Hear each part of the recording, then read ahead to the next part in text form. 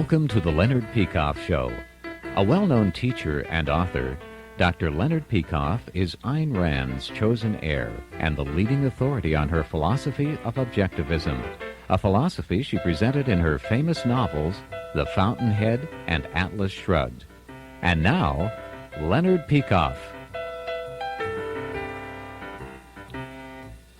Hi, today our subject is liberals and conservatives.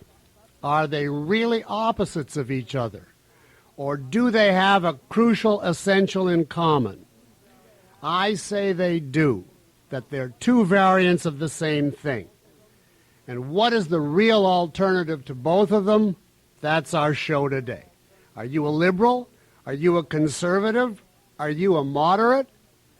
Call in and tell me why, and I'll tell you why I'm not and what I am instead. We'll be right back after a short break. Hi, it's 12:03. My name is Leonard Peikoff. I am an objectivist. In other words, an admirer of the philosophy of Ayn Rand. Every week we discuss a new topic from this viewpoint. In past shows we've covered the virtue of selfishness, the greatness of America. Today, liberals and conservatives. Both these groups claim to champion freedom. They claim to. Liberal, after all, is Latin for the word free. The conservatives, if you ask them, say they want to conserve the American way of life. And the essence of that is freedom. So what is the fight between them? My answer is that neither of them really mean it. They talk about freedom, but in their essential ideas, they both reject the concept, albeit in different ways. Let's see how. The liberals reject capitalism. Now, when I say capitalism, I mean real capitalism, what used to be called laissez-faire capitalism, the complete separation of state and economics, just as we have or should have the complete separation of state and church.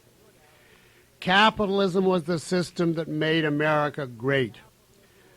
Liberals opposed it increasingly in the 19th century, from the populist, the progressive movement, the New Deal, the Fair Deal, the New Frontier, the Great Society, all the way through Mr. Clinton from Arkansas.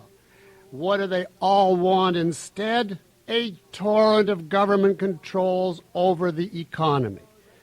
Ever-increasing taxes, regulations, all the alphabet agencies in Washington and elsewhere, a massive redistribution of wealth, special programs for every conceivable constituency, farmers, consumers, laborers, etc.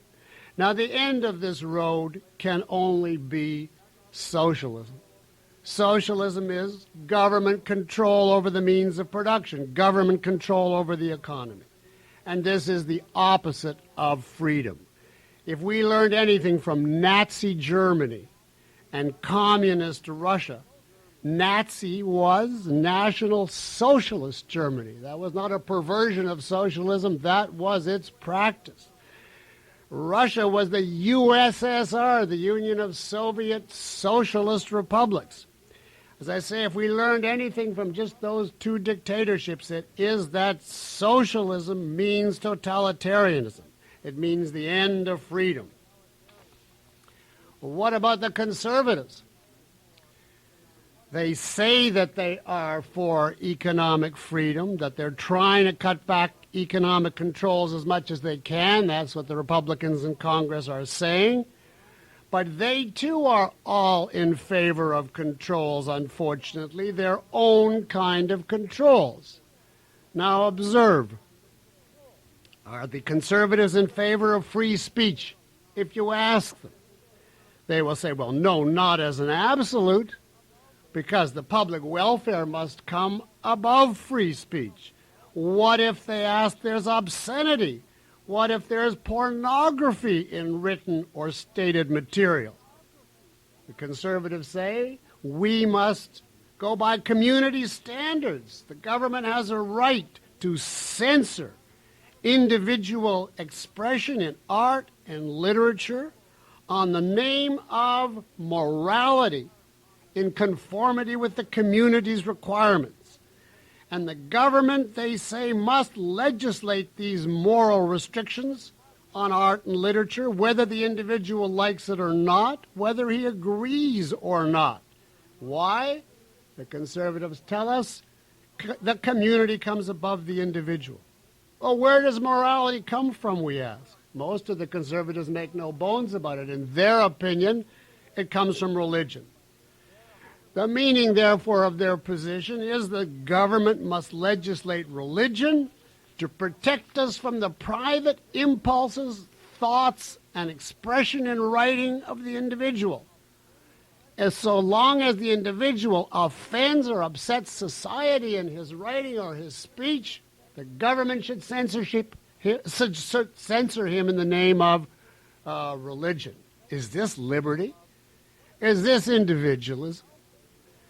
What about if it's consenting adults and they circulate literature in private? No difference, so we're told.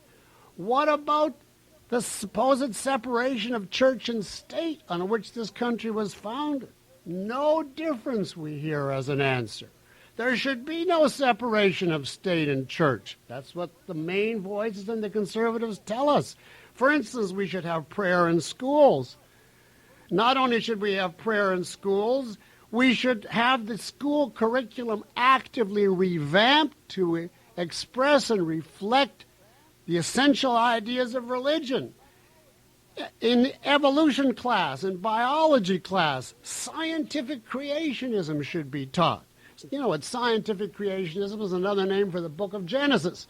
And the schools are supposed to present that as the equivalent of evolution in the name of giving religion a fair hearing in the schools. Now let's make a big jump. What about voluntary suicide? A man is terminally ill.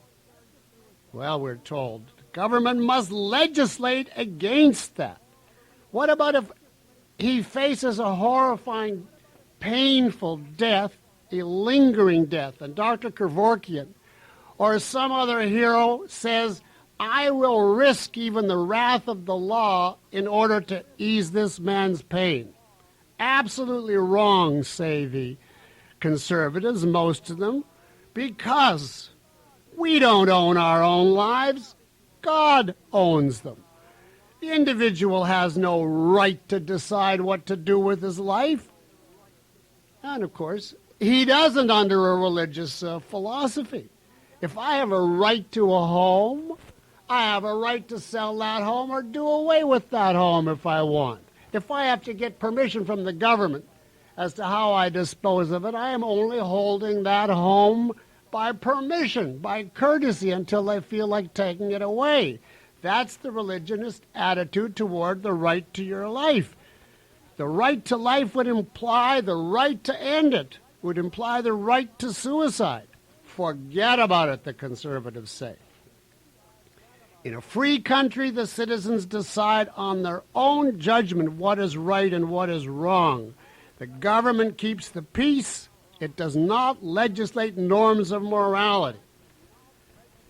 Now, of course, the arch example of the conservative stand is abortion. The opposition to abortion, the woman does not own her own body, even though the embryo in the first trimester is only a potential human being, not a human being in fact at all. The conservative position is the woman is pregnant, God may and must tell her what to do. Now, I think you see from this tiny, tiny foretaste, the liberals say, increase economic controls, more power to government over our material lives. And the conservatives say, increase moral controls, more power to the government over our intellectual and spiritual lives. Well, can you see where we're heading? There's only one end of this, dictatorship. Whoever gets in office accepts the previous controls of the other side and then builds up the controls on his own side. So it's just two variants of statism. Neither defends freedom. Each attacks it. They just differ in the form of the attack. One wants complete economic control, a la Soviet Russia, with dissenters sent to Siberia, and the other wants, regardless of what they say, complete spiritual control, like a medieval theocracy with dissenters sent to the Inquisition. Now, what is the real alternative? Government solely to protect individual rights, as in the original American system. And I don't mean the right to a trip to Florida or the right to a job. I mean the right to life, liberty, property, the pursuit of happiness. No government economic controls, no moral religious controls, only control over crime, aggression, the initiation of physical force, whether domestic or abroad. But the government's function should not be to tell or order us how to live, how to think, what to read or write, what to teach, or how to produce or trade. Now, do you agree? Do you disagree? Am I too harsh to one side? Am I being unfair? Have you had experience with one of these sides that you want to let us know about and maybe correct my one-sided presentation? We're going to take a short break, and then I'm going to hear from you right after these messages. It is 12:15. My name is Leonard Peikoff. Our subject is liberals and conservatives, and we have Bill. Hi, Bill. Good afternoon, Dr. Peikoff. And you want to show us that liberals and conservatives are a false dichotomy, right? You want to add something to what I had to say, or you have a different angle on it? I believe a little of both, actually. The objective statement I need to make is the equivalent of also hollering naked emperor regarding that idea of conservative versus liberal by showing the motive for the false dichotomy. It's a statement about the real world, which illustrates that the only alternative to exercising self-government is submission to the whims of those who would merely govern us at any cost. My statement will show beyond even an unreasonable doubt that there exists such creatures who are forever ready to simply govern you against your will. Proof of what I'm going to say can be found in the 1984 report of the Grace Commission, as well as on the backs of your canceled personal checks that were used for paying the so-called income tax. Okay, let's hear the proof. I'd like to hear it. Yes, and also the proof may be found in congressional record speeches by Wright Patman and Louis T. McFadden. Now, you're going to show us the power lust on the part of a lot of potential bureaucrats. Yes. Or rulers, This is actually behind it. Okay. And it's even in a lot of documented case law. And that statement is this, that while the running of the federal government has had its funding as provided for in our Constitution, that is by huge sums from duties and imposts, actually tariffs, at the same time, this has been going on all this time, ever since the income tax was started. 100% of that income tax has been going to pay interest and service this debt, which is created simply by attaching interest every time a Federal Reserve note is printed. So tell me where this shows us the power lust motivation. Well, because it is a fraud, and there has been so much fraud in everything that has happened since at least 1913, when this started. You mean that they take the money and they don't really use it for the programs that they claim? Correct, because the Founding Fathers very carefully designed a system where the revenues for paying for the operation of the federal government would come from the trade across our borders, which would ensure that the bureaucrats would continue our sovereignty that way in order to pay for their operation. Now, this fraud has had to be so compounded that they proceeded to do two other interesting things. They, in fact, did steal our citizenship. If people would look into it, they would find that